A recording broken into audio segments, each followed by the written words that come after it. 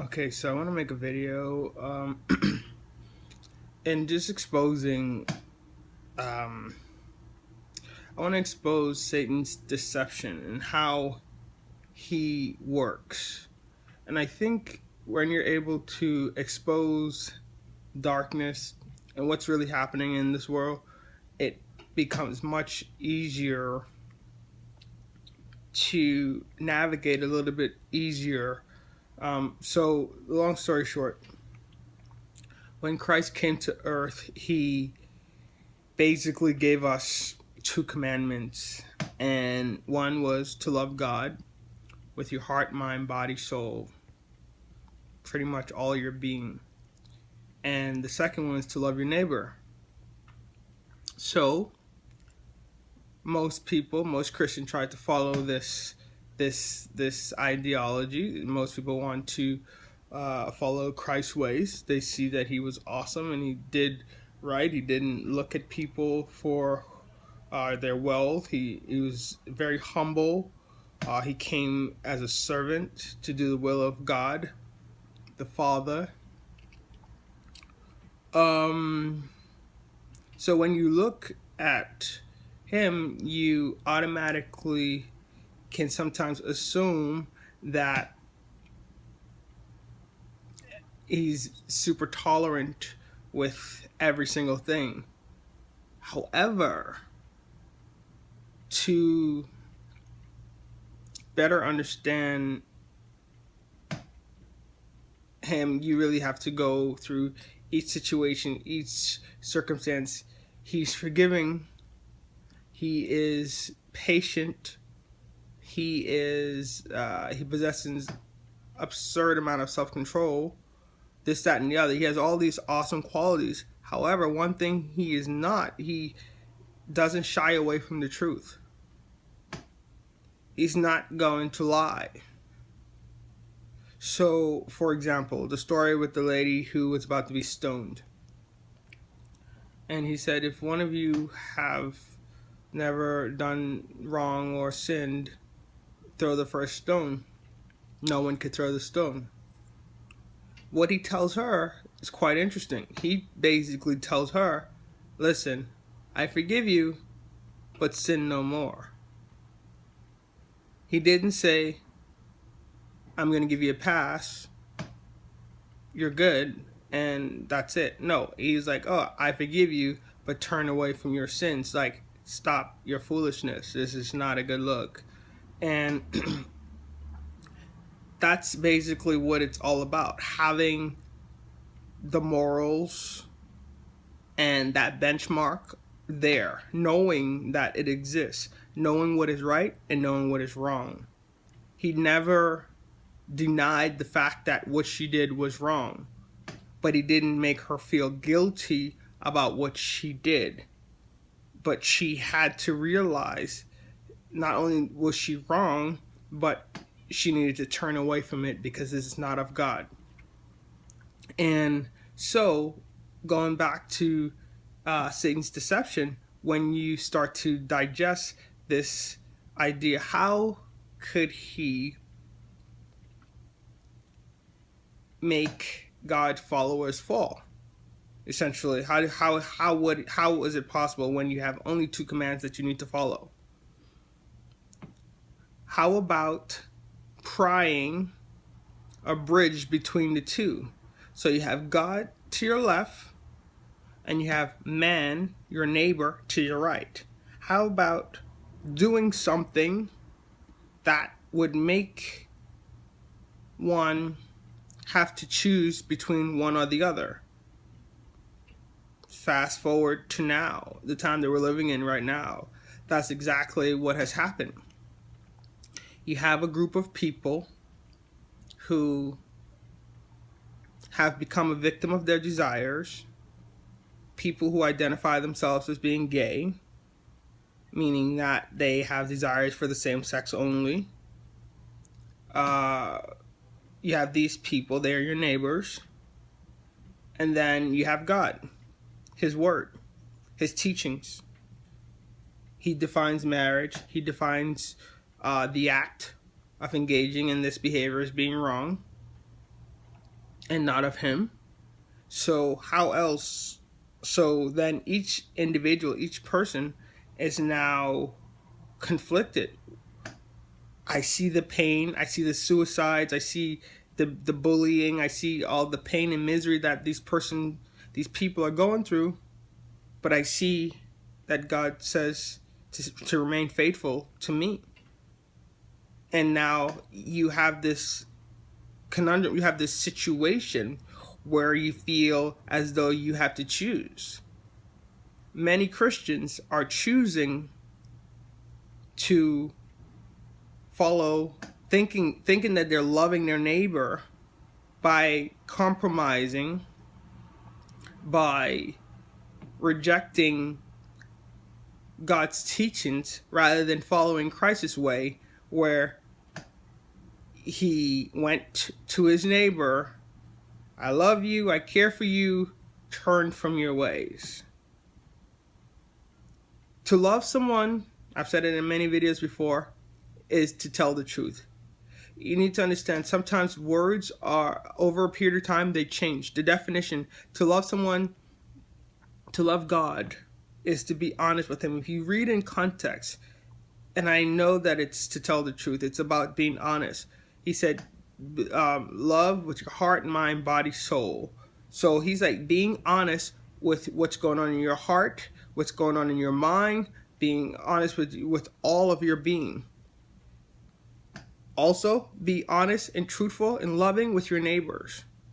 So, in a situation with your neighbor, do you think that he or she may think that you love them by saying that what they're doing is wrong? Of course not. But that's all depends on your perspective. Because to the neighbor, he may think that you're the worst person ever. But guess what? To God, by you telling them the truth, you're showing love. By you saying, hey, there is a better way for you. There, you can go on this walk and really start to digest what's really going on, understanding your desires, understanding your thoughts, understanding the conflict between your heart and your mind, understanding the spiritual attacks that are happening to you on a daily basis, and you're completely oblivious to these things. And when you realize this, it becomes an eye-opening experience. But a lot of people would rather not have to go through any of that. Why didn't this person have to go through this? So you're asking more questions, and then it becomes like this whole big thing.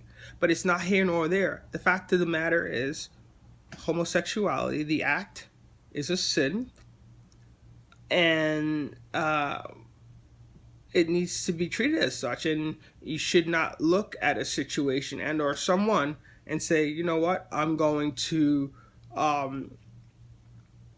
just say it's okay because this is the way I've been created. This is what the cards I've been dealt, this, that, and the other. There are many people who have been dealt funky cards. You're not the only one. Everyone has been through stuff and still go through stuff on a daily basis. Their desires aren't where they want it to be. Their thoughts aren't where they want it to be. Their everything. And they may try to push it under the rug and try to hide their issues, but everyone has problems. Everyone has something that they need to overcome. We all have issues. So this idea that turning and perversing it and this conflict, I'm saying just having a field day, laughing, saying, oh, let's see what you're going to do now. Guess what? Most people are rejecting Christ.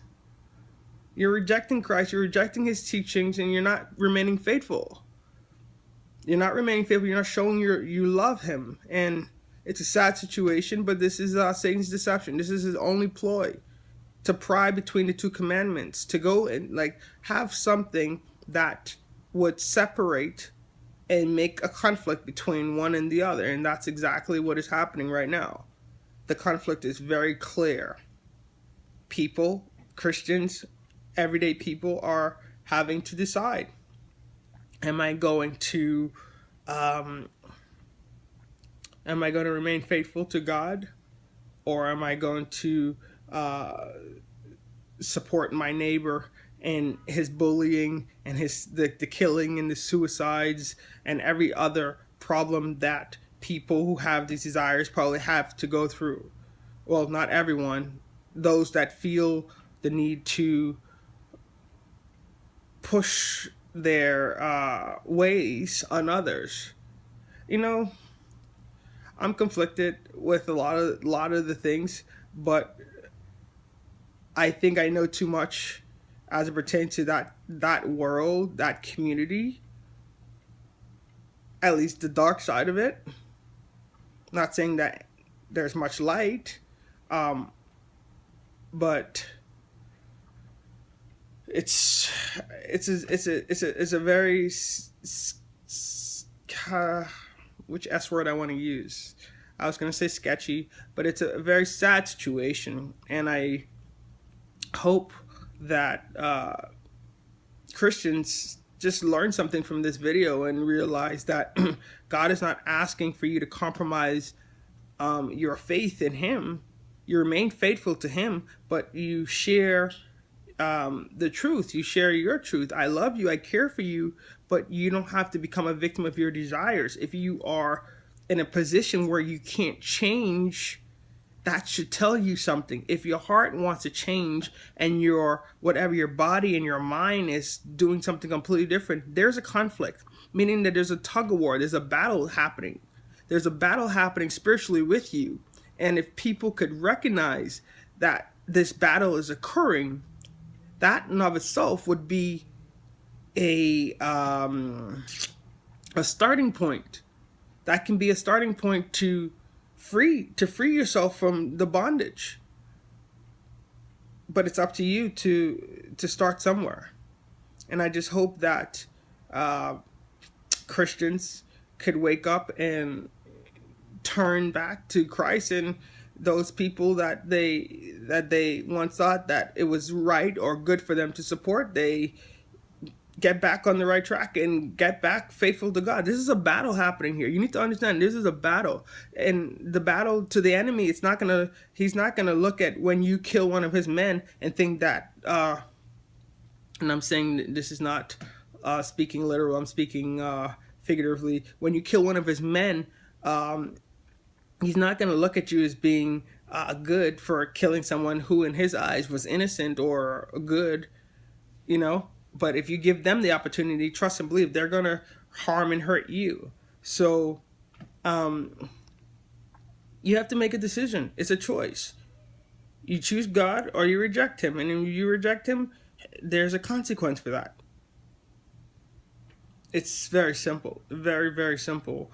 And many have already rejected, and I think a lot of it stems from lack of knowledge and inability to reason why things occur the way they do, with all the killing, with all the destruction, and the fact that supposedly God's just allowing all this stuff to happen.